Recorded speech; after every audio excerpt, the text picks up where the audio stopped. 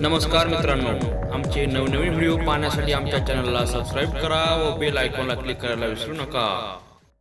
राम राम सीता राम राम राम राजा राम राम राम सीता राम राम राम राजा राम राम राम सीता राम राम राम राम राजा राम राम राम सीता राम राम राजा राम राम राम सीता राम राम राम राजा राम राम राम सीता राम राम राजा राम राम राम सीता राम राम राम राजा राम राम राम सीता राम राम राजा राम राम राम सीता राम राम राम राजा राम राम राम सीता राम राम राजा राम राम राम सीता राम राम राम राजा राम राम राम सीता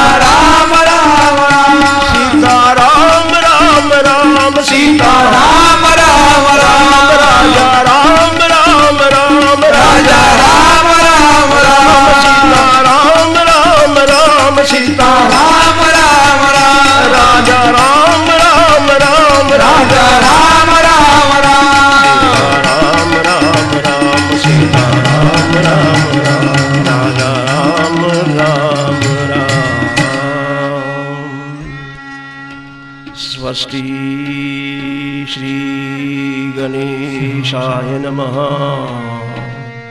श्री सरस्वत्यै नमः। श्री गुरुभ्यो नमः।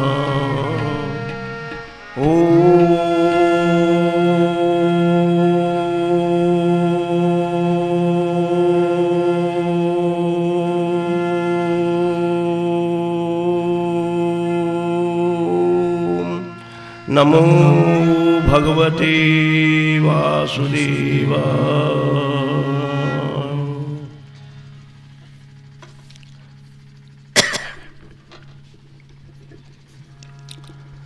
जो भगवान नाम का आश्रय करता है उसका जीवन उजागर हो जाता है।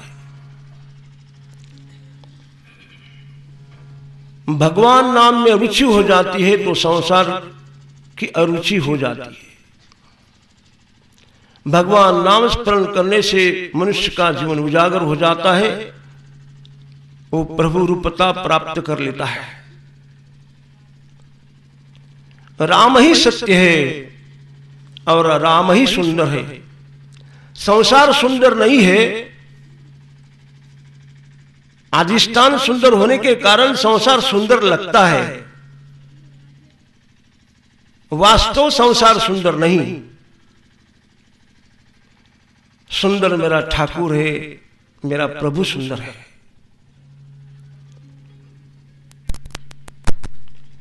संसार असत्य है और परमात्मा सत्य है। असत्य का संग करके कुछ नहीं मिलेगा। संग राम का करना चाहिए, नाम का संग करना चाहिए। नाम ही सत्य है। नामच ब्रह्म, नाम ही ब्रह्म है। संसार की सारी चीजें जड़ है, एक चेतन परमात्मा है। जो भासमान पदार्थ होता है वो अधिष्ठान रूप होता है। जगत प्रभु के ऊपर भासता है, वास्तव जगत सत्य नहीं। यज्ञुक्तं ग्रंथपूर्ति भी ब्रह्म सत्यम जगन मिथ्या जीवो ब्रह्मैव नापरः। शास्त्र सिद्धांत जो है उसको कोई काट नहीं सकता।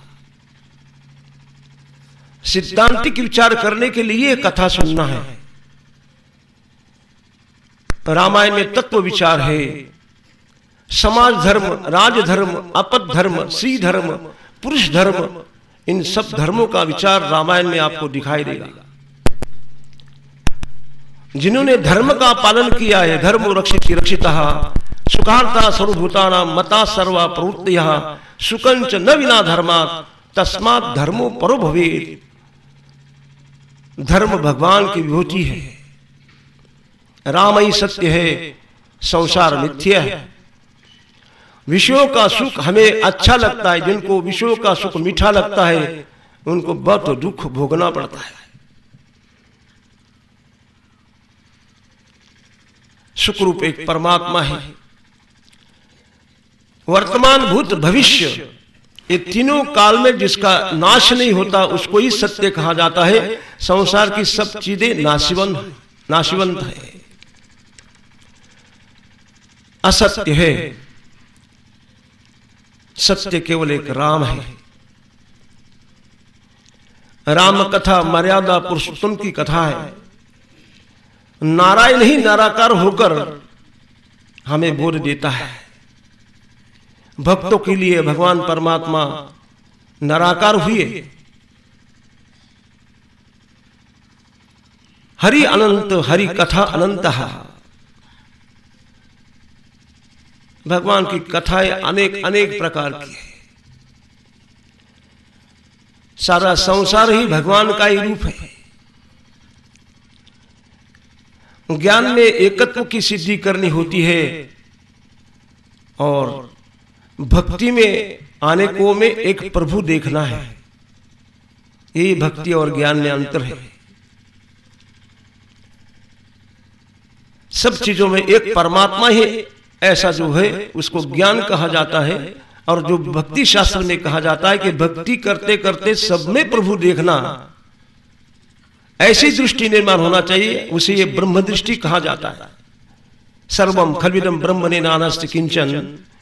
इस प्रकार की बुद्धि होने के लिए प्रभु चिंतन करना जरूरी है। हम संसार का चिंतन बहुत करते हैं, इसलिए संसार छूटता नहीं। अनादि संसार माले चा ठाई नित्य विषय सेविले पाई टे ठसावले चित्ता चाहिए ठाई वारंवार सेविता।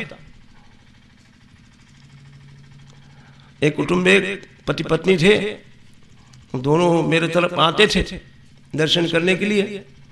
वो माता जी थी, बहुत भगवान का जप करती थी और कभी कभी तकरार करती थी, महाराज भगवान का जप नहीं करते बोले, ज्यादा 2-3 माला करते हैं।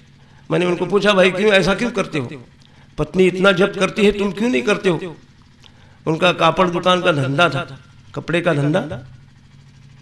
बोले क्या करूं? बोले महाराज मैं जप करने को बैठता हूं ना तो मुझे वो लोगों की तरफ जो उधारी है उसकी याद आती है। इन पंच विषयों के संस्कार हमारे चित्त पर होने के कारण हम उसको भूल नहीं सकते जल्दी से जल्दी। उसको भूलने के लिए भगवान का नाम स्मरण करना चाहिए। दिन रजनी हाथी धन्ना गोविंदा चे पवाड़ी। रात दिन तुम भगवान का भजन करोगे तो टेव पड़ेगी। ऐसी नहीं हो, ऐसी टेव नहीं पड़ती, ऐसी आदत नहीं पड़ती। आदत पड़ने के लिए बार बार भगवान का भजन करना चाहिए। 1-2 माला फेर कर कुछ नहीं होगा। लाखों करोड़ जप किया जाता है तो फिर बदल हो जाता है। 1 दिन 2 दिन में बदल नहीं होता, क्योंकि हमने 1 दिन 2 दिन इन विषयों का सेवन नहीं किया। जन्म जन्मांतर हमने इन विषयों का सेवन करने के कारण उसका वज्रलेप हुआ है। उसको निकालने के लिए भगवान का भजन करना ही जरूरी है। हम भी थोड़ी देर के लिए भगवान नाम का आश्रय करें।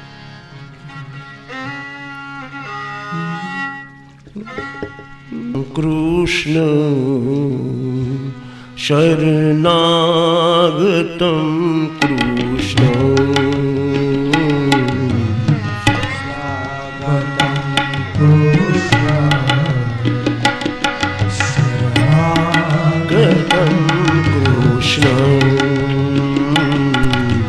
स्वागतं कृष्ण शरणागतं कृष्ण स्वागतं कृष्ण शरणागतं कृष्ण स्वागतं सुस्वागतं शरणागतं कृष्ण स्वागतम सुस्वागतम शरणागतम कृष्ण स्वागतम सुस्वागतम शरणागतम कृष्ण स्वागतम सुस्वागतम शरणागतम कृष्ण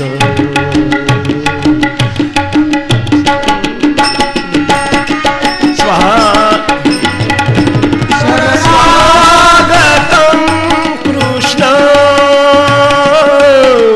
स्वागतम कृष्ण शरणागतम कृष्ण स्वागतम सुस्वागतम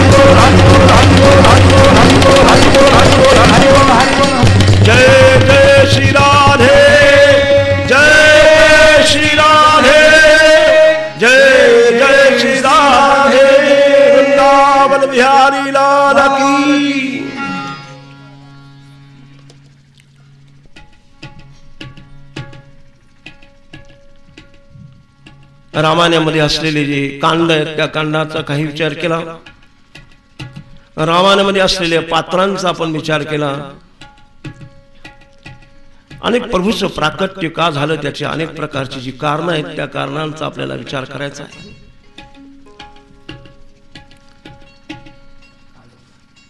रामायण या ग्रंथाचं असाधारण महत्व आहे. माणसाचं आमूलाग्र जीवन बदलून टाकण्याची शक्ती रामायणामध्ये आहे. फक्त रामायणाचं परिशीलन चिंतन करणं गरजेचं आहे. आध्यात्मिक विचाराच्या दृष्टीने जर आपण पाहिलं तर बेजोड ग्रंथ असा, तुम्ही कधीही त्या ग्रंथाचं चिंतन करा, कोणत्याही काळात करा. तसं तर काळ वेळ नाम उच्चारिता नाही, दोन्ही पक्ष पाही उद्धरती. एकदा युगांडामध्ये मोरारी बापूंची कथा, आपला भरपूर समाज असा एकत्रित झालेला, कथा सुरू झाली. कथा माणसाचं जीवन आमूलाग्र बदलून टाकते. भारतीय संस्कृतीमध्ये जन्माला आले किंवा भारतीय संस्कृतीमध्येच वाढलेली पण परदेशात निवास करणारी अशी एक जोडपं होतं, पती पत्नी. 2 मुलं झाली आणि कौटुंबिक जीवनामध्ये काय घडलं माहित नाही. खटपट चालूच असत. खटपट झटपट लटपट म्हणजे संसार. तेव्हा दोघही पती पत्नी यांच्यामध्ये वैचारिक काहीतरी बिघाड झाला आणि त्या बिघाड झाल्यामुळे पत्नी मात्र मुलासहित बंगल्यात राहत होती आणि पती मात्र एका हॉटेलमध्ये राहतात. वर्ष 2 वर्ष असं घडलं. छोटी छोटी जी बाळ आहेत, मुलं आहेत. वैसा संतान पर बहुत प्यार होता है, इसमें संदेह नहीं. मुलांच्यावर खूप प्रेम असतं. पण असं काही घडलं होतं की पती मात्र हॉटेलमध्ये राहत होता आणि पत्नी बंगल्यात राहतात. योगायोगानं कथा सुरू झाली आणि त्या कथेला हे दोघं येत असत. पत्नी मुलांना घेऊन येत असे. स्त्रियांच्या कक्षेमध्ये त्या मातेने बसावं, पुरुषांच्या कक्षेमध्ये आणि बसा.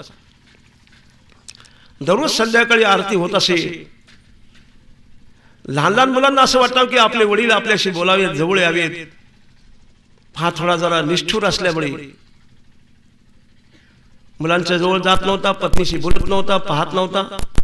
कथा श्रवण केली की पटकन मंडपातून निघून जायचं बाहेर, असा त्याचा रोजचा क्रम.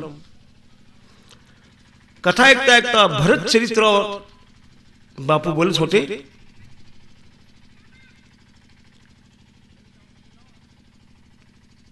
भरताचं चरित्र,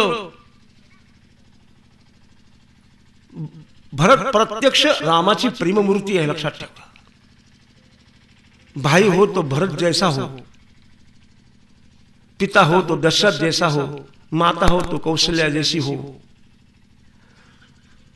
सेवक हो तो हनुमान जैसा हो.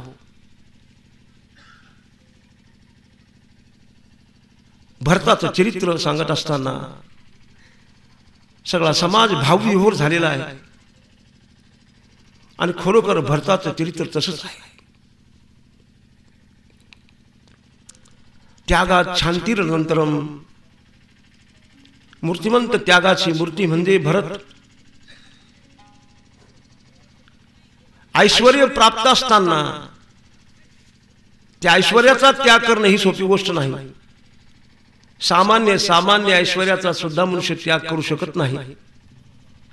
राजैश्वर्याचा त्याग करून वनगमन करतो ही सामान्य गोष्ट नाही. बोलणं सोपं आहे पण प्रत्यक्ष कृतीत आणणं अत्यंत अवघड अशा प्रकारचं. ते भरताचं चरित्र ऐकल्यानंतर रोज आरती करता सगळे जे यजमान होते आरतीचे ते येत असत. आणि बापूंनी दुसरा एक विचार सांगितला होता की जेवढा समाज येतो ज्याला शक्य आहे त्यांनी आरती बरोबर आणावी. स्वतंत्र आपल्या जागेवर उभं राहून भगवंताची आरती करावी. या पद्धतीप्रमाणे दररोज आरती होत असे. आरतीच्या प्रसंगी सपत्नीक अशा प्रकारे पती पत्नी आरती करता येत असे. ही जी पत्नी आहे त्या ग्रस्ताची तिने मात्र आपल्या पतीकडे पाहावं, त्या मुलांनी पण आपल्या वडिलांच्याकडे पाहावं, परंतु तो असा भरकन निघून जात असे, बोलत नसे, मुलांना जवळ घेत नसे. पण ते भरताचं चरित्र ऐकल्यानंतर मात्र त्याचं चित्त द्रवीभूत झालेलं आहे. द्रवीभूत झालेलं चित्त भरताचं चरित्र ऐकल्यानंतर त्या दिवशी हा पत्नी जवळ आलेला आहे आणि सांगितलं, तुमने आरती लाई नहीं क्या? बोले नाही. जवळ आल्यानंतर दोघांच्या डोळ्यातून अश्रुपात झालेले, मुलं पण वडिलाला चिकटलेले आहेत. अब घर नहीं आओगे? बोले आज नहीं, मैं कल आऊंगा. बोले फिर तुम लोगों को कभी नहीं छोड़ूंगा, मेरी बहुत गलती हुई है. हा परिणाम कशाचा आहे? त्या कथेचा परिणाम आहे, लक्षात ठेवा. करुण रसानं ओथंबलेलं त्या भरताचं चरित्र ऐकल्यावर तसं कथा माणसाची सगळी व्यथा संपून टाकते, लक्षात ठेवा. फक्त कथा तुम्ही तशी श्रवण करा, नाही ती नळी फुंकली सोनारे इकडून तुकडे गेले वारे, याला काही मूल्य नाही. श्रवण करताना अंतकरणाचे कान करून जर श्रवण कराल तर त्या श्रवणाला फार मूल्य आहे. श्रवणानं परीक्षितीचा उद्धार झालेला आहे. भागवत सगळ्यांना सांगितलं, पण परीक्षितीला भागवत ऐकल्यानंतर परीक्षितीला विमान न्यायला आलं. त्याचं कारण त्याने अंतकरणाचे कान करून ऐकले होते, ऐश्वर्याचा त्याग केला होता. त्याच्या चित्तात एकही प्रकारचा एकही तंतू आशेचा किंवा संसारासंबंधी नव्हता. आणि म्हणून भरताला आपल्या परीक्षिती राजाला विमान आलेला आहे. कथा माणसाची व्यथा निवृत्त करते. श्रीराम कथा, जय श्रीराम कथा, जय श्रीराम कथा, राम कथा, जय श्रीराम कथा, श्रीराम कथा, जय श्रीराम कथा. जिसे श्रवण कर मिट जाएगी, जिसे श्रवण कर मिट जाएगी जन्म जन्म की व्यथा, जन्म जन्म की व्यथा. जय श्री राम कथा, जय श्री राम कथा, जय श्री राम कथा, जय श्री राम कथा. जिसे श्रवण कर मिट जाएगी, जिसे श्रवण कर मिट जाएगी जन्म जन्म की व्यथा, जन्म जन्म की व्यथा. जय जय कथा, जय श्री राम कथा, राम कथा, जय श्री राम कथा. राम कथा शशि किरण समाना, राम कथा शशि किरण समाना. संत चकोर करहि जेहि पाना, राम कथा शशि किरण समाना. संत चकोर करहि जेहि पाना, राम कथा शशि किरण समाना. संत चकोर जेहि करहि पाना. श्रवण कर मिट जाएगी, जिसे श्रवण कर मिट जाएगी जन्म जन्म की व्यथा, जन्म जन्म की व्यथा. जय श्री राम कथा, जय श्री राम कथा, जय श्री राम कथा, जय श्री राम कथा. जिसे श्रवण कर मिट जाएगी, जिसे श्रवण कर मिट जाएगी जन्म जन्म की व्यथा, जन्म जन्म की व्यथा. राम कथा, जय श्री राम कथा, जय श्री राम कथा, जय श्री राम कथा. कथा माणसाची व्यथा निवृत्त करणारी आहे. फक्त कथा आपण तशा प्रकारची श्रवण केली पाहिजे. म्हणून भगवंताचं प्राकट्याचा विचार करताना कुठल्याही प्रकारचं जलाशय असेल, नदी असेल, त्या नदी पात्रातलं पाणी पिण्याकरता जर घाट नसेल तर माणसं घसरून पडले जातात. घाटाशिवाय सुविधा होत नाही. सुविधा असल्याशिवाय आनंद पण मिळत नाही. तसं अनेक घाट जे आहेत, 3 घाटावरनं ही कथा झालेली आहे. घाट म्हणजे सुविधा आहे. पहिलं तर वक्ता जर कोण असतील तर भगवान शिवजी हे प्रथम वक्ता आहे. आदिनाथ गुरु सकळ सिद्धांचा, सकळ सिद्धांचा असलेला गुरु भगवान शिवजी हे वक्ता आहे रामायणाचे. आणि श्रोता मात्र माता पार्वती आहे.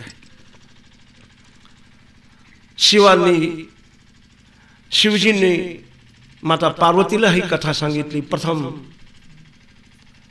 ज्ञानघाटावरून सांगितली.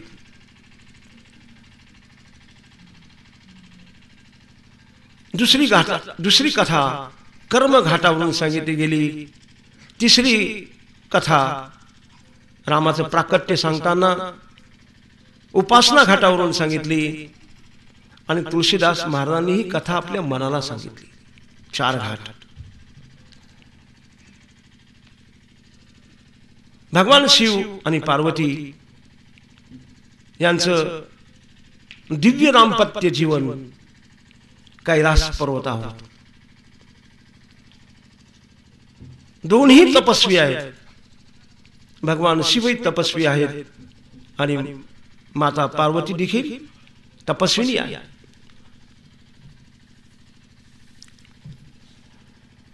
पार्वतीचा पहिला जन्म जो आहे तो दक्ष प्रजापतीची पुत्री मुलगी सती, तिचं नाव सती ही भगवान शिवांना दिलेली होती.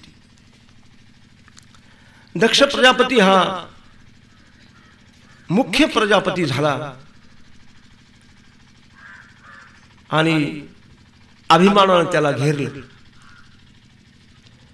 मनुष्य मान नाही पचा शकता. मान पचवण्याकरता सुद्धा तशा प्रकारचं धारिष्ट असलं पाहिजे. जरा कुठे एखाद्या माणसाला मोठेपण मिळाले की माणूस बिघडला जातो. तो अनेकांना विसरायला सुरुवात करतो. आपला मोठेपणा मिळत असतो. तेव्हा दक्ष प्रजापती हे मुख्य प्रजापती झाल्यानंतर शिव हे भगवान शिव हे त्या दक्ष प्रजापतीचे जावई. सती जी आहे या सतीला अनेक प्रकारचे शास्त्र पुराण, अनेक प्रकारचा विचार, आध्यात्मिक विचार भगवान शिवानी सांगावा. भगवान शिव हे प्रायः समाधिस्थ असत. साधना करा. साधनेमध्ये सगळ्या प्रकारच्या गोष्टींचा विसर पडतो. संसाराचा विसर पडण्याकरता काही माणसं भलतेच उद्योग करतात. म्हणजे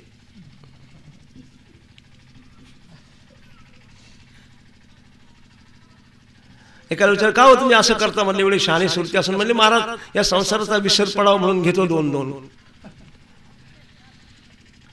हा शुद्ध वेडेपणा. काही माणसं म्हणतात आम्हाला झोप पोरांनो, हे पोरांनो परत उठायचं नाही. परत स्वतः उठून जायचं काय, परत उठायचं नाही कोणी.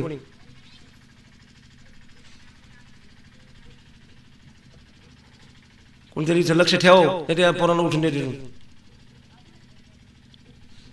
भगवान शिवांचा नित्य क्रम होता.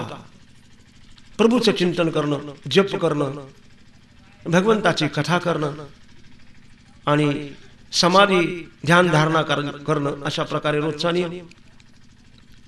जेव्हा जेव्हा समाधी उत्थान होत असे तेव्हा समोर बसली पार्वती. त्या पार्वतीने अनेक प्रकारचे प्रश्न विचारावे, संसाराचे नाही. सारखं संसाराचे चळवळ करण्यात काहीच अर्थ नाही. कसं होईल, काय होईल, कसं होईल, काय होईल, जसं व्हायचं तसंच व्हायचं. कारण संसार हा अधोस्रोत असल्यामुळे सकल भागाकडे पाणी नेण्याकरता काही पाईपलाईन करावं लागत नाही. लागते काय? ऊर्ध्व भागाकडे पाणी न्यायचं असेल तर आपल्याला लिफ्ट करावं लागतं, पाईपलाईन करावं लागते, त्या क्वालिटीची मोटार लागते वगैरे वगैरे. बराच विचार आहे लिफ्टचा. तसं इथे सुद्धा लिफ्ट आहे. पारमार्थिक दृष्टिकोनातून भक्ती, ज्ञान, वैराग्याची लिफ्ट माणसाला उद्धाराला प्राप्त करून देते. आणि भगवान शिवांच्या पुढे बसलेली पार्वतीनं अनेक प्रकारचे प्रश्न विचारावे, पुराणाचे शास्त्राचे प्रश्न, आणि त्या दोघांचा सत्संग व्हावा. तसं कौटुंबिक जीवनामध्ये सत्संग झाला तर कुटुंब खरंच चांगलं चालेल, पण सत्संग होत नाही, खटपटच होती. जेवढे म्हणून संत आहेत त्या संतांनी आपल्या जीवनामध्ये सत्संग केला कुटुंबात सुद्धा, बरं का.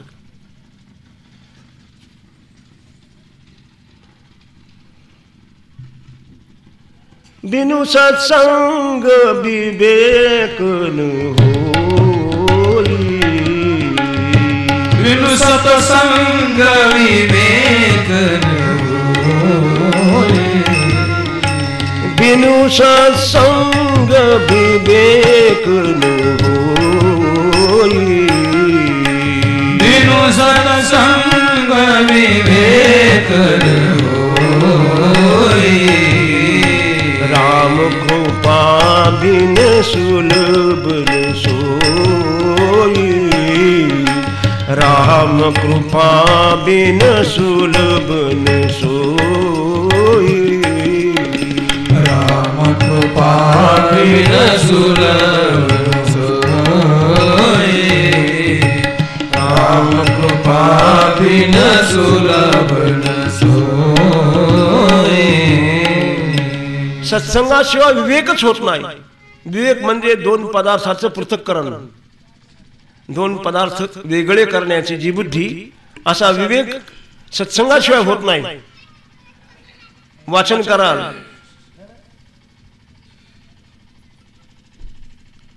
चिंतने कराल, पर निर्णय होत नाही. निर्णय करण्याकरता यथार्थ विवेक झाला तरच मनुष्य निर्णय करू शकतो. निराक्षीरम पृथक्कृत्य हंसो भवती नान्यथा, निराने क्षीर, त्याचं वेगळीकरण करायचं असेल तर हंस असला पाहिजे. आणि स्थूलांदेह संपृथक्कृत्य संतो भवती नान्यथा, स्थूल आणि चेतन या सांगात म्हणजे मनुष्य शरीर याचं काय म्हणू वेगळीकरण ज्याला म्हणू आपण पृथक्करण, हे संतच करू शकतात, आणि सत्संगाशिवाय हे होत नाही. म्हणून विवेक जो आहे, जोपर्यंत विवेका वाचुनी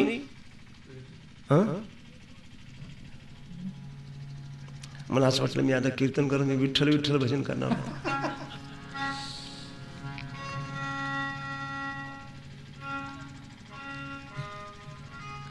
म्हणून विवेकाशिवाय माणसाच्या जीवनामध्ये प्रकाश नाही, लक्षात ठेवा. आणि विवेक जो होतो तो सत्संगात होतो. सत्संगामध्ये अनेक अनेक प्रकारच्या गोष्टी आपल्याला ऐकायला मिळतात, त्या सहज मिळतात, त्या सहज मिळतात थोड्या कालात. जैसा कोई आमिर होता है, बहुत श्रीमान होता है, और वो श्रीमान को कोई लड़का नहीं समझो, तो वो क्या करता है, किसी लड़के को गोद में ले लेता है. दत्त विधान होतं की नाही. एखादा श्रीमंत म्हणून त्याला पुत्र नसेल, एवढ्या संपत्तीचं काय करायचं, तो एखादा मुलगा दत्तक घेतो. तो दत्तक घेतलेला मुलगा एखाद्या घराचा गरीब असा मुलगा असतो, पण दिसायला सुंदर असतो, शिकलेला असतो. तो गोद घेतल्याबरोबर त्या सगळ्या प्रॉपर्टीचा मालक होतो विदिन नो टाइम. थोड्या वेळात 1-2-4 तासात दत्तविधान झाल्याबरोबर तो मालक होतो. हे जसं आहे तसं साधू संत जे आहेत ते जीवनभर काही साधना करतात, काही ग्रंथ चिंतन करतात, मनन करतात, अनेक ग्रंथातून अनेक गोष्टी प्राप्त करतात, त्या आपल्या चित्तात साठवतात. आणि त्या जेव्हा प्रवचन कीर्तन किंवा जिथे सत्संग असेल तिथे त्यांच्याकडून तो साठा तुम्हाला सहज मिळतो. कळलं? विदिन नो टाइम, थोड्या वेळा 1-2-3 तासात मिळले जातात. म्हणून सत्संगाशिवाय मिळत नाही, लक्षात ठेवा त्याचा अर्थ. म्हणून ही सती, या सतीला भगवान शिवांनी अनेक प्रकारच्या कथा सांगाव्यात. असं करता करता भगवान शिवांचे सासरे म्हणजे दक्ष प्रजापती हे मुख्य प्रजापती झाले. आणि भगवान शिवांना एका कार्यक्रमाकरता बोलवलेले आहे. मुख्य प्रजापती झाल्यामुळे खूप मान अशा प्रकारचा वाढलेला आहे. भगवान शिव गेलेले आहेत, सगळे देवदेवता गेलेले आहेत यज्ञाकरता, हा सोहळा पाहण्याकरता. या सगळ्यांना आसनं दिलेले आहेत, आपापल्या आसनावर बसलेले आहेत. आणि हा दक्ष प्रजापती जो आहे हा आल्याबरोबर सगळ्यांनी स्वागत केले, सगळे उभं राहून स्वागत केले. पण भगवान शिवजी काही उभे राहिले नाही, ते आपल्या त्यांच्या समाधीत बसलेले होते. त्यामुळे दक्ष प्रजापतींनी या भगवान शिवांची निर्भत्सना केली. फुकट म्हटलं मी याला माझी मुलगी दिली. इतका उद्दाम अशा प्रकारचा हा जावाई. तसं जावाई म्हणजे 10वा ग्रहच आहे. कन्या राशस्थितो नित्यम जामातो दशमुग्रह असं म्हटलंय. कन्या राशीला 10वा ग्रह कोणता तर म्हणले जावाई. तेव्हा या रीतीनं खूप अशी प्रकारची निर्भत्सना केली आणि यापुढे याला अशा कार्यक्रमाला बोलवायचं नाही. खरं तर भगवान शिव मुख्य देवता आहे. ब्रह्मदेव भगवान विष्णू ब्रह्मदेव काय करतो निर्मिती करतो. भगवान विष्णू पालन करतात आणि भगवान शिवजी हे संहार करतात. मुख्य देवता आहेत. पुढच्या यज्ञाला याला बोलवायचं नाही असं ठरवलेलं आहे. आणि निर्भत्सना करताना अनेक प्रकारचे वक्र शब्द बोलले पण भगवान शिवजींना मात्र सगळं सहन केलेलं आहे. त्यांनी वंदन केलंय. आणि वंदन करण्याकरता मान वाकवलीच पाहिजे हात जोडलेच पाहिजे असं नाही. श्रेष्ठ महापुरुष मनानं सगळ्या जगाला वंदन करत असतात. कळलं. कारण त्यांच्या चित्ताचा विशेष देव झालेला असतो. प्रत्येक भूतमात्रामध्ये प्रत्यक्ष ओतप्रोत परमात्माच आहे. परमात्म्याशिवाय दुसरं आहे काय. हम तो सारे कव्हर का विचार करते हैं. कातड्याचा विचार करून काय मिळणार आहे. याच्या आत काय त्याचा विचार करणं गरजेचं आहे. हे कथेतच आपल्याला ऐकायला मिळेल.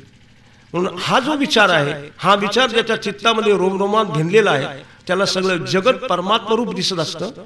त्याला गरज नाही कशाची. असं म्हटलंय की ब्रह्मवेद त्या पुरुषाला किंवा संन्यासी त्याला म्हणतो आपण. मी माझी ऐशी आठवण विसरले जयाच्या अंतःकरण पारता तो संन्यासी जाण निरंतर. तो निरंतरचा संन्यासी जो आहे त्याला कोणत्या प्रकारचा विधी शास्त्रानं सांगितलं नाही. संन्यासी माणसाची शेंडी काढून टाकली जाते आणि संन्यासी माणसाचा करगोडा काढून टाकला जातो.